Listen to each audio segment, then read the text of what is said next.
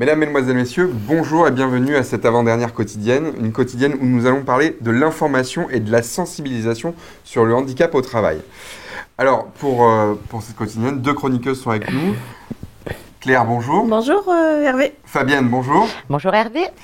Et alors, sans plus tarder, nous allons commencer directement avec Delphine qui est sur le terrain, Delphine qui est dans les rues de Poitiers. Delphine, c'est à vous. Vous êtes avec quelqu'un, je crois. Oui, je vous reçois Hervé. Donc bonjour, vous vous appelez ? Clotilde, enchantée. Donc bonjour Clotilde, je voulais juste vous poser une question aujourd'hui. Pour vous, que représente l'information et la sensibilisation au handicap dans l'entreprise ? Dans mon entreprise, écoutez, vous me prenez un peu de court parce que nous, si je réfléchis bien, j'ai pas de collègues en fauteuil. Ça nous concerne pas trop en fait. Puis j'ai pas l'impression de... Oh non, non. De l'information chez nous ? Non, il se passe... Non, ça me concerne pas ça. Alors, comme vous le voyez, hein, c'est pas vraiment clair pour tout le monde. Hein, le grand public n'est pas forcément au courant de tout. Alors, Claire, est-ce que vous pouvez nous dire à quoi ça sert ? Dans un premier temps, ça va servir à lever ces préjugés que les employeurs, les salariés vont avoir parce que dans nos têtes, le handicap, c'est quoi ? C'est quelqu'un en fauteuil. Sauf que en fait, seulement 2% de la population de personnes en situation de handicap est en fauteuil. Donc du coup, on va vraiment être là pour lever ces préjugés-là. On va intervenir aussi pour les informer sur toutes leurs obligations légales, puisque toutes les entreprises de 20 salariés et plus doivent embaucher au minimum 6% de leur effectif. Ouais, des règles à respecter. C'est ça. Donc d'ailleurs, il faut penser, c'est la fin d'année, donc il y a la déclaration qui arrive. Alors vous, du coup, vous faites quoi pour tout ça, là, pour que ça les aide ? Alors, on a créé un certain nombre d'outils, plus ou moins ludiques. Donc déjà, dans un premier temps, on a créé une plateforme qui s'appelle la plateforme Handicap Pluriel. C'est une plateforme avec des partenaires qu'on a créée pour des mises en situation sur le handicap. Donc, on va mettre en situation sur le handicap moteur avec, par exemple, un fauteuil. On va mettre en situation avec le handicap visuel. Donc, on va faire un parcours avec les cannes. Voilà. Et puis, on a un petit jeu de loi où on répond à des questions. On a mis en place des outils type jeu, quiz, qui s'avèrent ludiques. Et puis, on a bien sûr l'action Un jour, un métier du OD. Oui, donc là, c'est quand il y a un travailleur valide, on va dire, entre guillemets, voilà, qui travaille avec un travailleur handicapé sur une journée complète. C'est ça. En fait, chaque personne se met en situation ensemble et ils apprennent à se connaître. Et du coup, ça lève déjà tous ces préjugés-là, ils vont être levés. Et puis, ça permet à la personne en situation de handicap de découvrir un métier, de confirmer son projet professionnel. Et puis aux salariés de s'investir auprès d'une personne en situation de handicap. Et alors du coup, vous intervenez dans différents types d'entreprises, mais ça peut être des grosses, des petites Les petites, les grosses, PME, secteur privé, secteur public, tout secteur d'activité. Okay, on très intervient bien. auprès de toutes les entreprises. Bien, merci beaucoup Claire pour toutes ces précisions. On va continuer tout de suite avec on retrouve Delphine sur le terrain. Oui, tout à fait Hervé. Donc bonjour, comment vous vous appelez ? Delphine, enchantée. Quelle coïncidence. Donc je voulais vous poser une question. Selon vous, les conseillers de Cap Emploi, pour aider un employeur, quand cet employeur veut recruter une personne handicapée, qu'est-ce qu'ils peuvent faire ? Écoutez, moi je dirais, si je prends l'exemple de la boîte que j'ai, on m'accompagne sur la formation, on me propose des profils, plutôt pertinents ou pas, mais ils font leur boulot d'agence d'intérim. Mais après, pour une personne handicapée, est-ce qu'il y a peut-être quelque chose de plus qu'ils peuvent faire, ces conseillers ?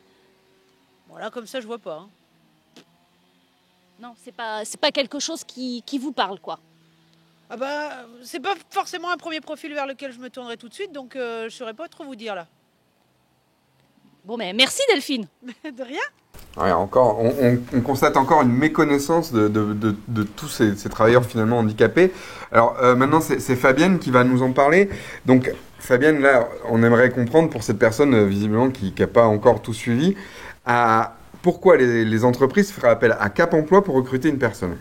Alors, juste avant de répondre à votre question, en quelques chiffres, en 2019, il faut savoir que plus de 1500 entreprises dans la Vienne ont fait appel à nos services. aboutissant quand même à 500 contrats, qu'ils soient CDI, CDD, contrats d'apprentissage, professionnalisation ou intérim. Nous ne sommes pas une agence intérimaire. Donc vous faites bien de préciser, Fabienne, puisque comme on a vu dans le magnéto avec Delphine, tout le monde n'est pas complètement au courant de ce que vous faites.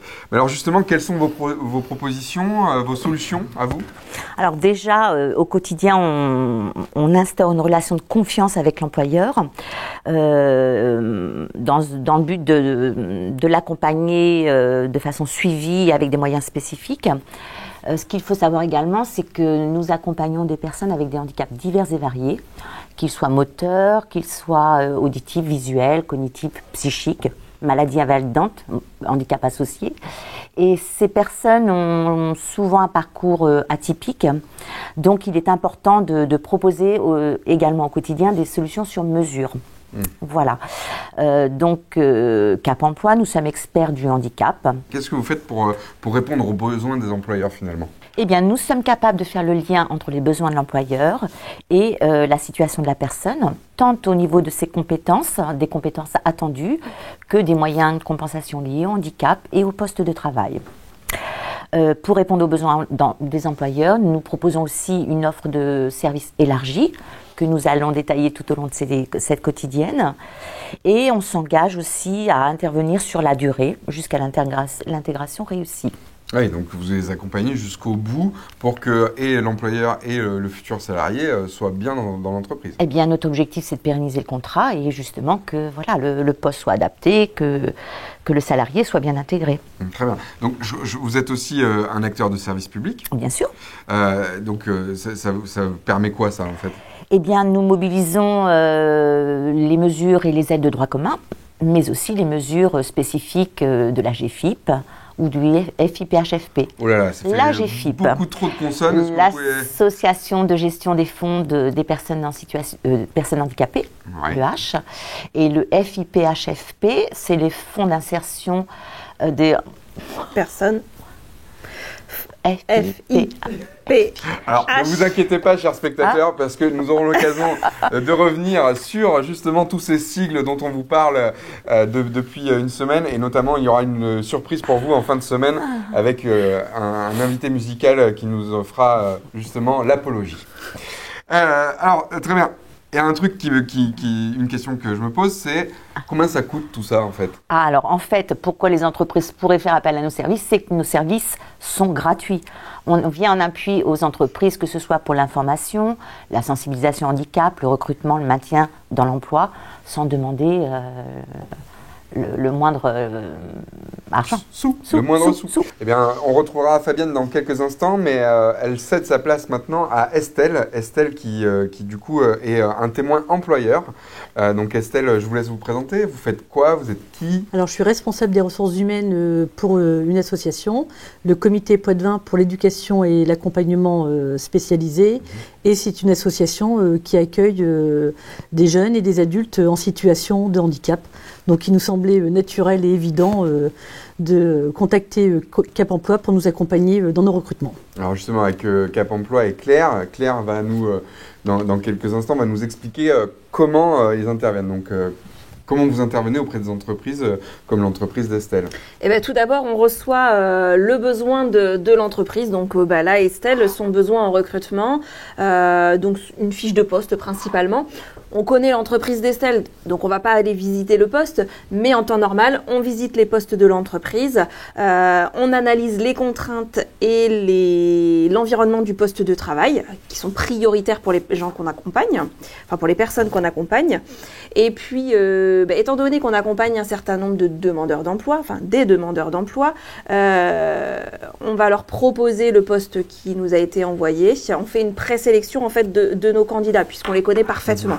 Donc on va analyser leurs compétences pour les mettre en lien avec le poste d'Estelle. Et alors du coup, concrètement, pour vous Estelle, comment est-ce que ça se passe cette intervention-là? Alors je reçois les CV, je les analyse, mais je suis dans un processus de recrutement classique. On ne fait pas de différence finalement parce que la personne est en situation de handicap. Donc on reçoit, alors je contacte la personne, je la reçois dans un de nos établissements, celui où elle travaillera, pour qu'elle puisse voir le lieu du poste. l'entretien de motivation qui porte aussi sur les savoir-faire et le savoir-être. À l'issue de cet entretien, on prend bien sûr une décision. Je recontacte Cap Emploi. Et surtout, ce qui nous paraît important, c'est de prendre le temps pour les personnes pour lesquelles ne seront pas retenues, d'expliquer pourquoi elles ne l'ont pas été. D'accord, donc vous avez même jusqu'à dans votre refus finalement Oui. à expliquer les raisons qui sont des fois, est-ce que c'est des fois lié à la personne, pas forcément lié à son handicap. Alors après, faut quand même dire que l'entretien permet aussi à la personne de poser des questions plus précises et peut-être de se rendre compte que finalement le poste ne lui correspond pas. Bien sûr. C'est rare, mais ça peut arriver. Et après, oui, on explique les raisons, mais de façon naturelle, comme pour un autre salarié qui postulerait. Et alors, justement, Claire, pour ces salariés, une fois qu'ils sont embauchés, une fois qu'ils sont recrutés, comment ça se passe pour eux? Alors, comment ça se passe? Eh bien, du coup, nous, on finalise au niveau de l'entreprise. On se redéplace en entreprise pour réanalyser le poste et les contraintes de la personne. Donc, du coup, on va pouvoir mettre en place les moyens de compensation si nécessaire, puisque c'est pas systématique une adaptation de poste. Donc, on va mettre en place les moyens de compensation nécessaires. Je voulais juste rebondir sur ce que disait Estelle.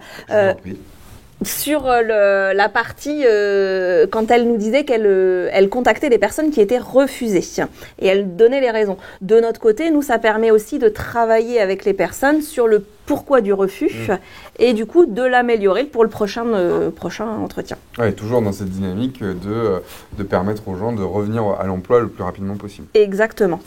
Très bien. Et donc pour vous, Estelle, une fois que la personne est recrutée, est-ce que Cap Emploi continue à vous suivre? On en a un petit peu parlé tout à l'heure. Comment ça se présente?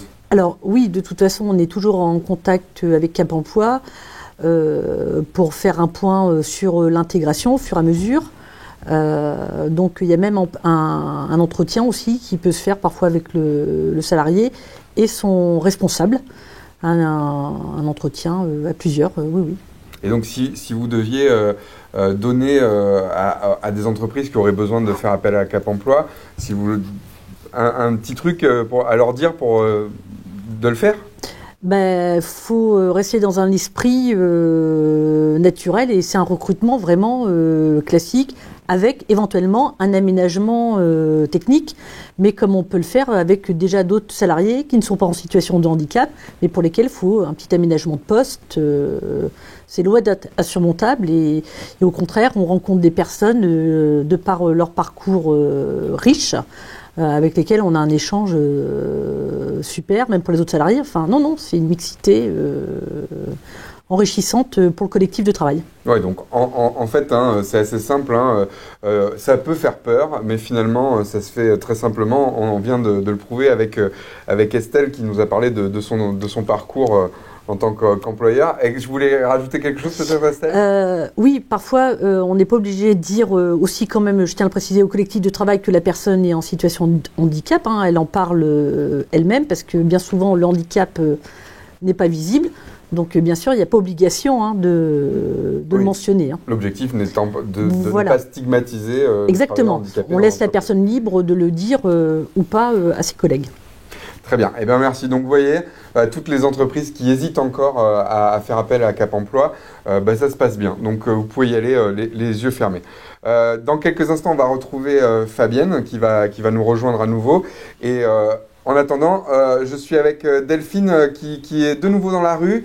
Delphine, vous êtes avec une troisième personne. Décidément, vous trouvez plein de personnes différentes aujourd'hui. Oui, Hervé, qui peut-être est opticienne puisqu'elle porte 3 paires de lunettes. Bah non. Je m'appelle Karine. Enchantée, Karine. Donc, je voulais vous poser une question. Selon vous, c'est quoi le suivi durable en emploi? Le suivi durable durable. Parce que moi, généralement, quand je trouve un petit boulot, on a arrêté de me suivre. Enfin, je trouve j'ai le boulot, je suis autonome. Donc, c'est pas quelque chose qui vous parle, le suivi en emploi? Durable? Suivi. C'est un rapport avec l'écologie? Non, oui. Non, ça n'a pas de rapport. Ben là... Non, je vois... Un petit entretien avec un employeur au fil de notre période d'essai, peut-être, mais ça, je suis désolée. Ça vous parle pas en fait. Bah non, parce que moi jamais suivi en fait. Vous avez trouvé du travail et après On terminé. Ouais, c'est ça. Ouais, c'est que j'ai plutôt pas mal de compétences, donc du coup je suis assez autonome, mais C'est bien ça. c'est bien. Oui, bon, mais merci Delphine. Bon, alors je sais pas où elle trouve les personnes qu'elle croise dans les rues de Poitiers, mais celle-ci était bien salée. On est de retour sur le plateau donc avec Fabienne. Alors bon, Fabienne, s'il vous plaît, je vous en supplie. Dites-moi. Expliquez-nous, c'est quoi le suivi durable de l'emploi? Parce que cette personne a besoin de vous, Fabienne. Bon, alors, une fois qu'on a recruté, que la personne a été recrutée, on ne la lâche pas comme ça. On continue l'accompagnement dans l'emploi, donc le suivi dans l'emploi, y compris avec la personne nouvellement recrutée et l'employeur. Alors, dans quel but? Alors, pourquoi? Eh bien, pour faciliter l'intégration de cette personne sur son poste de travail, pour s'assurer que cette personne, même si un travail a été fait en amont, n'a pas besoin d'un aménagement de poste. Ça peut être pour ça. Hein, et aussi pour pérenniser le contrat. Donc, ça va consister à favoriser l'intégration de la personne? Bien sûr, tout à fait. Ok. Donc ce suivi dans l'emploi, excusez-moi, il est au minimum de 6 mois, voire plus s'il y a besoin. Mais ne vous excusez pas, Fabienne, vous êtes là pour nous donner les bonnes informations. J'avais oublié de le dire. Et sans vous, on serait perdu. Donc merci d'être là. Concrètement, pour que les spectateurs puissent se faire une idée, est-ce que vous pouvez nous donner des exemples? Alors, par exemple, une personne avec un handicap cognitif vient d'être recrutée.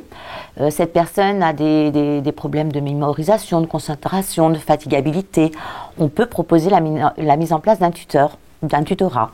Voilà, okay. Une personne qui va l'accompagner. Cette personne sera peut-être un peu plus lente, donc va s'adapter dans un premier temps à cette personne. Oui, donc à la différence de ce qu'on vient de voir dans le sujet de Delphine, la personne n'est pas là pour le suivre, mais pour plutôt l'accompagner. L'accompagner, voilà, tout à fait. Okay. C'est bien ça. Hein, très bien. J'imagine qu'il y a d'autres exemples possibles. Oh, il y a bien d'autres exemples possibles. Ça peut être aussi une information, une sensibilisation du collectif de travail. Ça peut être les RH, les cadres, les salariés, ou tout simplement le collaborateur proche de la personne nouvellement recrutée. D'accord, oui, donc l'environnement proche du salarié, oui. On le sensibilise justement à quel est le handicap, pourquoi, comment s'adapter aussi à lui. Si le salarié le souhaite. Oui, d'accord. Toujours avec l'accord du salarié. Donc en fait, ça veut dire que c'est pas toujours le travailleur handicapé à s'adapter à l'entreprise, c'est l'entreprise entière qui s'adapte aussi à l'arrivée du salarié handicapé. Bien sûr. À vos souhaits, Fabienne.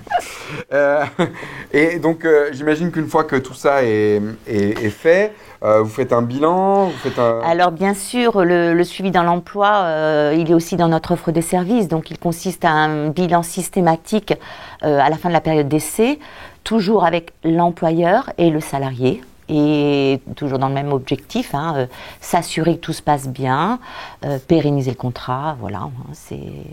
Le suivi, c'est ça, suivi dans l'emploi.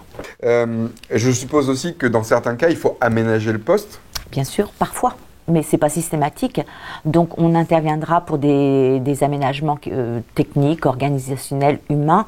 Mais là, je ne vais peut-être pas développer, puisque demain, il y a une quotidienne qui est réservée à ce sujet-là, la compensation du handicap et le maintien dans l'emploi. Tout à fait, Fabienne. Ce qui me permet du coup de clôturer cette quotidienne en votre présence, mesdames.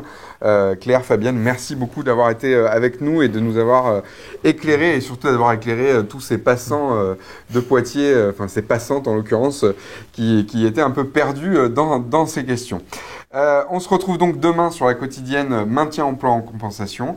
Merci à vous d'avoir suivi cette émission et à demain.